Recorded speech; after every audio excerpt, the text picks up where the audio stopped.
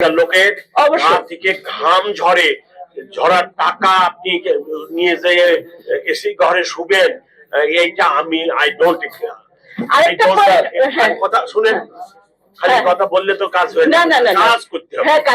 আপনারা সবাই মিটিং করেন, মিটিং করে কমিটি বানান, কমিটি বানায় কার্যকরী কিভাবে কি করবেন করেন।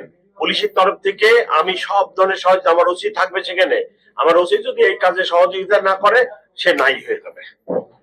এখন খালি এখানে আরে শুনেন না, খালি বিষয় বিষয় করলে তো হবে না।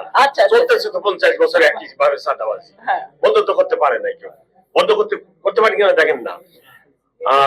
এইটা কমিটি করে ব্যবস্থা নেন, ওসিকে রাখেন, গণ্যমান্য ব্যক্তিদেরকে রাখেন, রাখে এই চাঁদাবাজি বন্ধ হতেই হবে, এটা হতেই হবে।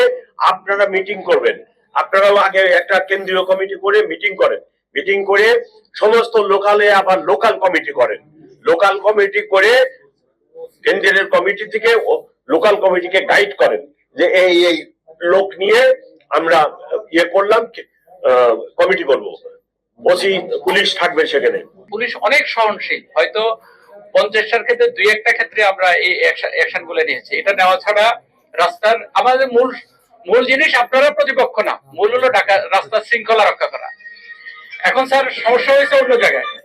ব্যাটারি যারা রিক্সা চালায় ওরা মনে করে যে পুলিশ শুধু ব্যাটারি রিক্সা ধরে, বাসওয়ালারা মনে করে শুধু বাসের বিরুদ্ধে মামলা করে, যারা পাঠাও চালায় মোটরসাইকেল ওরা মনে করে যে পুলিশ শুধু পাঠাওর বিরুদ্ধে অ্যাকশন নেয়, যারা সিএনজি চালায় ওরা মনে করে যে ঢাকা জেলা থেকে আমি চালাবো আমার কেন বাধা দিবে, ওই সিএনজির বিরুদ্ধে অ্যাকশন নেই। এখন জিনিসটা যে সবার বিরুদ্ধে, রাস্তা শৃঙ্খলা রক্ষার জন্য পুলিশের এই কাজটুকু না করলে আপনারা কেউ রাস্তায় চলতে পারবেন না। আমাদের উদ্দেশ্য কিন্তু আপনারা কেউই প্রতিপক্ষ না, না বাস না রিক্সাওয়ালা, কেউই আমাদের প্রতিপক্ষ না। আমাদের রাস্তার শৃঙ্খলা রক্ষার জন্য আমরা এই কাজগুলো করেছি। আমাদের কাছে যে ব্যাটারি বললাম তো, প্রথমে আমরা 1 দিন পর ছেড়েছি, 3 দিন পর ছেড়েছি, 7 দিন পর ছেড়েছি। এখন বলছি যে যেহেতু ওনারা কথা শুনে না, 15 দিন পর ছাড়ো। আপনাদের যদি একটা রিক্সা এই কোনো ব্যাটারি চালকও যদি কমপ্লেন করে, সেই দায়িত্ব আমরা নিব যদি আমাদের কাছে ডকুমেন্ট থাকে। কিন্তু যদি আপনারা এমনি কেউ বললো যে ব্যাটারি বিক্রি করে দিচ্ছে বা নিলামে তুলছে, এগুলা কিন্তু সত্য না। আমরা ডিএমপি কমিশনার সাহেবের সাথে আজকে বৈঠকে বসছিলাম। তিনি বলেছেন যে আদালতের আদেশ না দেখা পর্যন্ত আসলে এটির স্থায়ী সমাধানের কোনো উদ্যোগ বা বিশেষভাবে এটির যে সমাধানের উদ্যোগ সেটি নেওয়া সম্ভব না। এটা আমরাও মনে করি যে আদালতের যেই আদেশ, সেই আদেশ কি হচ্ছে তারপরেই আসলে পরবর্তী পদক্ষেপ নেওয়া জরুরি।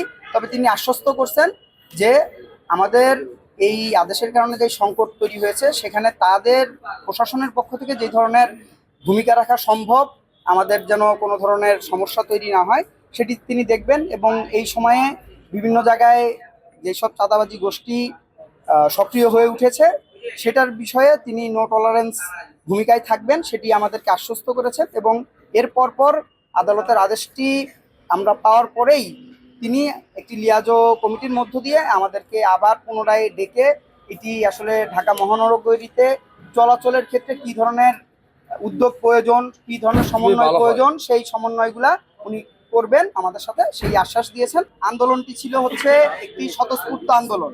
এখনো অনেক জায়গায় স্বতঃস্ফূর্ত অনেক শ্রমিক আছেন, কারণ এটি পেটের দায়, ফলে ক্ষুধা লাগলে অনেকেই আসলে রাস্তায় নেমে আসতেছেন তার পেটের দায়ের কারণে। কিন্তু গতকাল থেকে আপনারা দেখেছেন রিক্সা ভ্যান ইজি বাইক শ্রমিক ইউনিয়নের নেতৃত্বে এটির একটি সাংগঠনিক রূপ ধারণ করেছে এই আন্দোলনের। ফলে সাংগঠনিক রূপে সংগঠিত আন্দোলন কোনোদিন বিশৃঙ্খল হয় না। শ্রমিকরা সবচাইতে সুশৃঙ্খল একটি শ্রেণী, ফলে তারা কোনো ধরনের বিশৃঙ্খলা করবে না। আমরাও প্রশাসনের পক্ষ থেকে সহযোগিতা চাবো যেন গরিবের যেই দাবি সেই দাবিকে নিয়ে তারা যদি সড়কে নামেন, সেটি তার নাগরিক অধিকার, সংবিধানগতভাবেই আমাদের অধিকার যে আমরা আমাদের দাবি জানাতে পারবো, দাবিতে আন্দোলন করতে পারবো। সেই আন্দোলনটি যদি বিশৃঙ্খল না হয়, কোনো ধরনের উস্কানি যেন প্রশাসনের দিক থেকেও না দেওয়া হয়, এবং অন্যান্য যেসব জায়গা থেকে উস্কানির মধ্য দিয়ে বিশৃঙ্খলা তৈরি করা হয় সেটি প্রশাসনও যেন নিয়ন্ত্রণে রাখেন বা তাদের বিরুদ্ধে ভূমিকা নেন। আমরাও ভূমিকা নিব, এবং যদি কোনো কারণে রায় আমাদের বিপক্ষে না আসে তাহলে আমরা আইনগতভাবে ইতিমধ্যেই লড়াইটি শুরু করেছি, আমরা ওই লড়াইটিও চালাবো।